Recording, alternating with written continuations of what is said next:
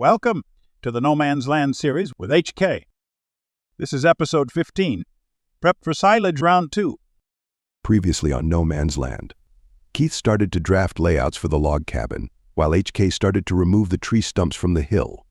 Once HK was done removing the stumps, they started to put down the logs to the log cabin and started the building process. As they were on their way to get more supplies, HK received a call from the sheriff. Sheriff Greenwood just wanted to update HK on the case and that they were moving forward on the charges with Mark. He also let HK know that Mark gave information about Grandpa Tom's murder. The episode ended with them renting some equipment and heading back to the farm. All right, we're getting back to the farm and we'll start the mowing process. Right. First off, how's everybody doing today? I did see that I've got 4 new subscribers off the last couple videos, so thank you guys for that. If you guys are new to the channel, go ahead and like and subscribe to the channel if you want to continue to get updates on what we're doing here on this series for No Man's Land. But let's go ahead and get jumped into the episode. I'm going to start off with moving some things so I can start mowing some areas. First thing I'm going to do is move this, if I can remember how to start it and move it. Yeah, I'm going to go ahead and load this up on the trailer. Keith will be leaving tomorrow night or the next morning. He's been a huge help to me. Right now we're working on building the house up and getting the house set up. But like I said in the last episode, he's got a job of his own. He runs the Miller sawmill for Jim Miller in Goldcrest Valley, and they've got that huge lumber sale in December, so he can't stick around to continue helping. Oh, almost lost that there. I'm sure I would have not been able to afford that. I've only got $799 and I keep going down. Last couple episodes we've talked about how broke that I've become, and I'm just hoping I don't hit negative before that insurance money comes in for the house being burnt down. Alright, we're going to go ahead and jump into start mowing for a little bit and go from there.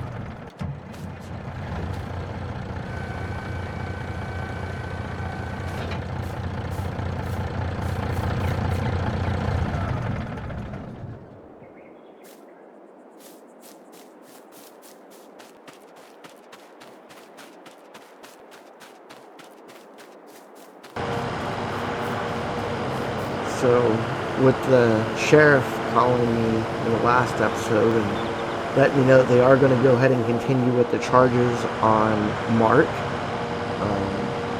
he admitted to setting the house on fire, and of course they had him on camera for breaking into the law office, and then he was caught 6 hours away, and then they transported him back.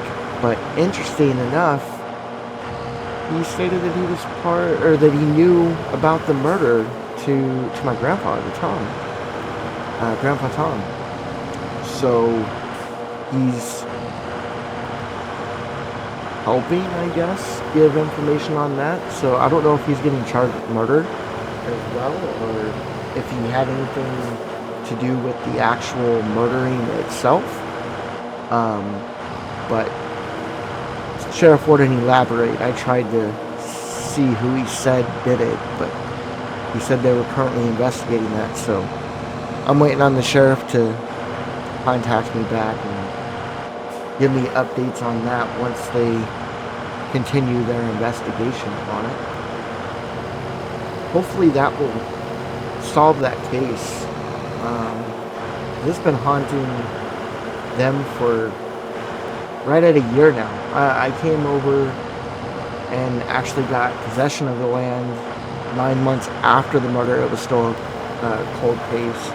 They hadn't heard anything, and that was back in August, and here we are in November, So it's been just over a year. Because it was in October of 20. So yeah, like I said, it's been a little bit of time. So hopefully we can get that case closed and get that behind us. That was a pretty sad time for us.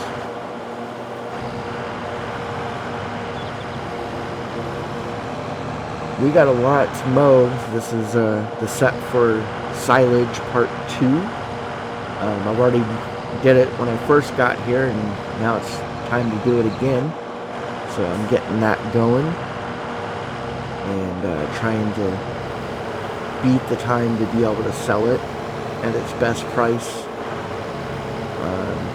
Last episode or 2 ago that I checked, the price was going down. It hadn't reached its max point yet, but we got a lot to mow, so I don't think I'm going to keep you guys on for the entire time. I'll probably cut out some parts for you, that way it's just not one long episode of mowing, because I could spend quite a bit of time mowing with the amount of stuff that we have to mow and that we're going to mow. So we'll do a little bit, I'll stay with you guys for a little bit longer, and then I'll end up cutting out and coming back once it's completed. But some of the things that we're hoping to do, because I was talking to Tanya a little bit about it, is once the murder case is solved, she wants to start trying to get people to move back out here. So I told her I would help with that with any way that I can. Alright, well, I'll catch you guys back once we're done with the mowing. And 4 hours later, got done mowing everything that I wanted to get mowed. That's really a lot, but what we're going to do is we're going to go ahead and detach the mowers, because tomorrow morning early I'm going to go pick up the windrow and start windrowing, and then start belling and then wrapping. So go ahead and get this ready to go so we can get the windrow early in the morning.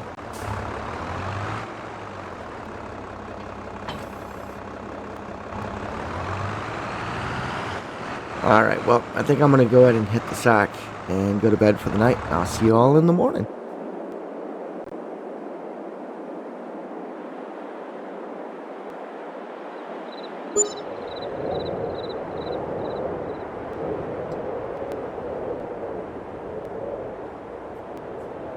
Alright, it's the morning. December 1st, 30s in the morning, 40s. It's a cold one today. But, so, we went and got the windrow, and I've already started the windrowing. Trying to get this done. Again, there's a lot to windrow, so we'll probably do a little bit here, and then cut off and jump back in once it's completed. But, as I was saying earlier, I've been speaking with Tanya, and after Mark got fired, she was trying to get a bunch of different people to assist her up at the shop for a mechanic. I was able to talk Darnell into coming out from hiding and run up there, and he knows her.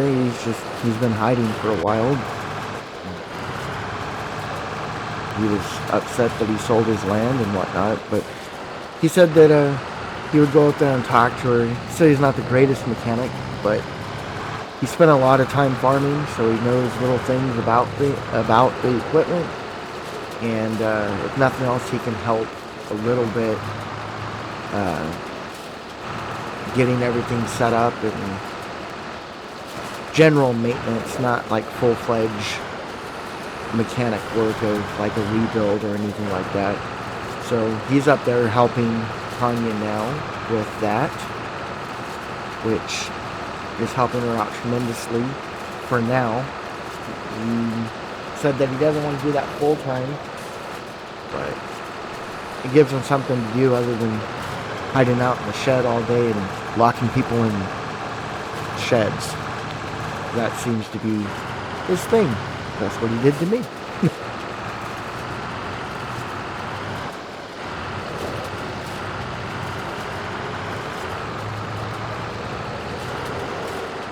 Oh, there's so much to windrow on this. Well, I think what I'm going to do is, I'm not necessarily going to do a time lapse, but I am going to jump out and here in a few, and I'll meet you guys back once we get done windrowing. I've got some other things that I need to get done, so I think I'll bring you guys back in for that, and we'll go from there. I'll see you guys here in a few.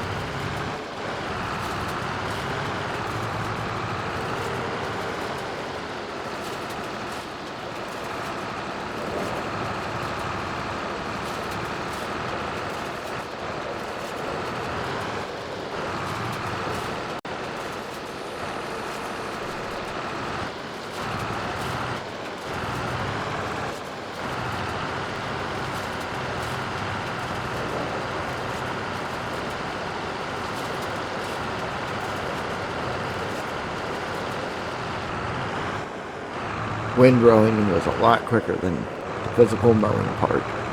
So a bit about an hour.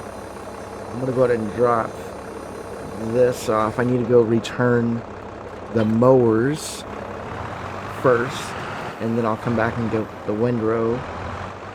And while I'm there, I'll see about picking up the wrap for the silage bells. Right now, Keith is belling. You can see a bell just up there in front of me. He's currently belling for me while we're waiting on more supplies to show up for the cabin. So I appreciate his help there. All right, up at the store. Just going to drop these off inside the bellers already, or the wrap for the beller. The wrap for the bells is already out, so I think what I'm going to do is drop these off, run back, grab the windrow, come back up, and then grab the bell wrap.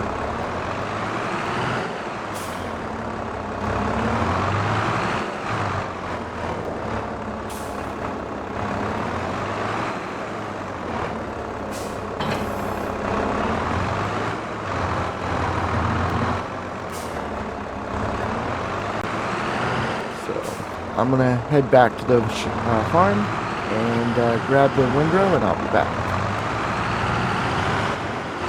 Alright, so before I left the shop, I was talking to Tanya, and she was like, hey, we're running low on firewood. Is there any chance you have any firewood that you could bring up? There's been people stopping by and asking for Maplewood. So I told her I would bring some up. I have quite a bit. I just haven't had a chance to bring it up yet. So when I get back, instead of belling right away, I told her, I was like, I didn't have any way of transporting it up here except for a little bit at a time. And she offered to let me use the truck and trailer to bring it up. So I'm going to take this back and then get in the little truck and drive up there and grab the shop's truck and trailer and come back and start loading up the firewood, which honestly couldn't come at a better time. $541? So I need to do that. But first, I remember when I came back to grab the windrow, Keith asked me to clean up some of the areas by the rock that he wasn't able to get with the beller. So I'm going to go clean those up real quick and then head back up and grab the truck and trailer. Clean that up a little bit. Let's see. Make sure I grab it all. Yeah, got it. Grab that.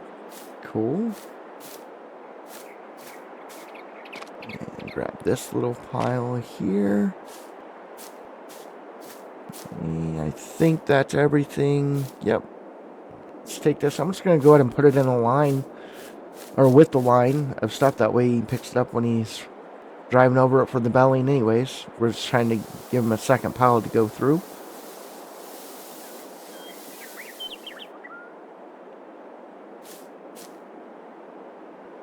Alright, let's go ahead and set this down. And pick it up the other way. Put the shovel back, and then head up and grab the truck and trailer.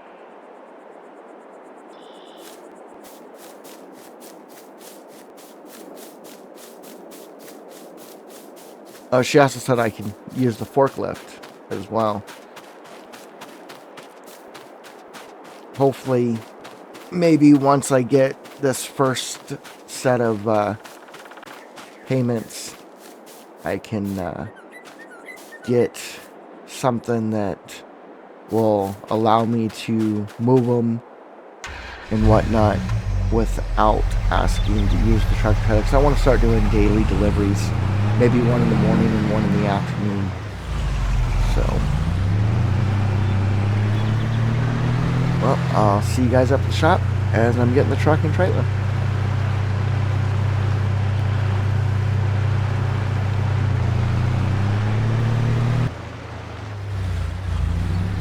Ooh, I was going up that a little too fast. I see Darnell hasn't had a chance to put that stuff back up yet. Let's go ahead and park the truck over here. That way it's out of the way. And I already grabbed the keys from her earlier when she asked me to do it. So let's go ahead and grab the truck.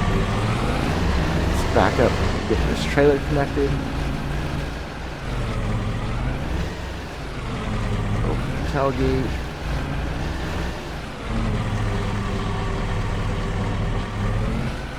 Turn it. Get it connected. There we go. Pull it out a little bit and then get the forklift out on it. There we go. Open the back. I put the back ramp down.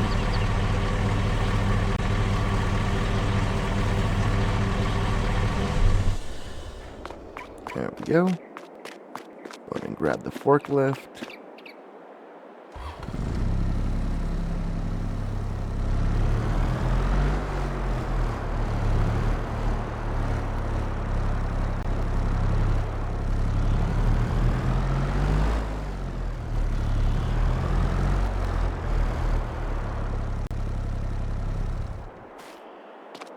Go ahead and strap it down. There we go. Alright, let's close the back up for the ramp. Not the tailgate, the ramp. There we go. Alright guys, I'll see you guys back at the farm.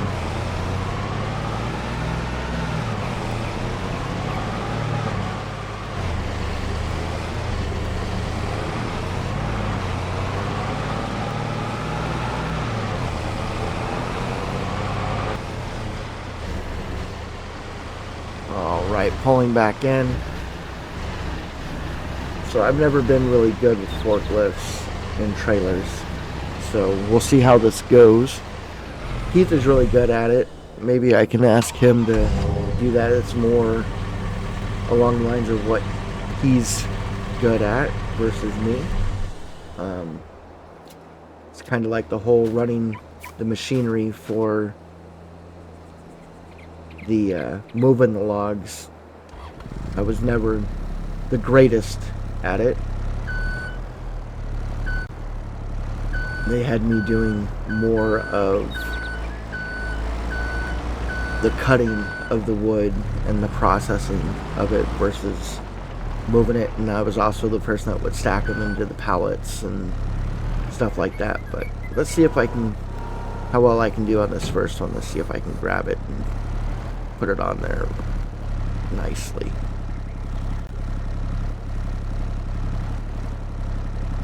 Yep. Alright, so that one looks good. Got 2. Awesome.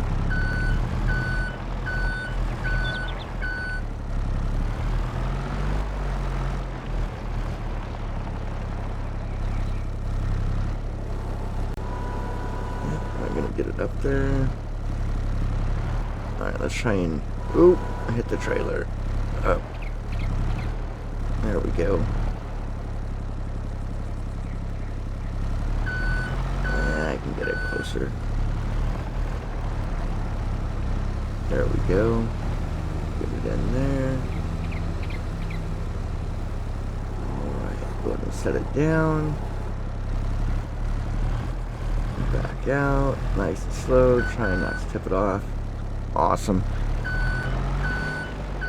Alright guys, so I want you guys to take a guess on how much money I'm going to get for a full load of the wood.